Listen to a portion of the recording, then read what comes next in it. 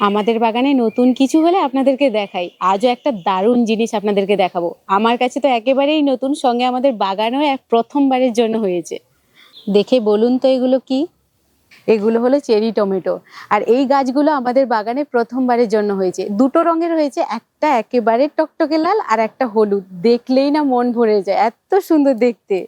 এই যে দেখুন, কাঁচা অবস্থায় এরকম সবুজ হয়ে আছে, আর এই যে পাকলে এগুলো হলুদ।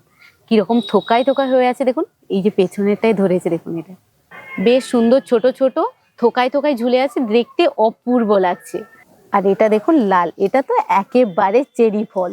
কি সুন্দর ছোট ছোট পুরো চেরি ফল, যেমন চেরির মতো রং আর তেমন চেরির মতো ছোট। আরো কত ধরে আছে দেখুন, মানে এত পরিমাণ হয়েছে এটাকে বেঁধে রাখতে হয়েছে, নাহলে ডালগুলো পড়ে যাবে, নিচের দিকে ঝুঁকে যাবে। একেবারে সারি সারি হয়ে আছে।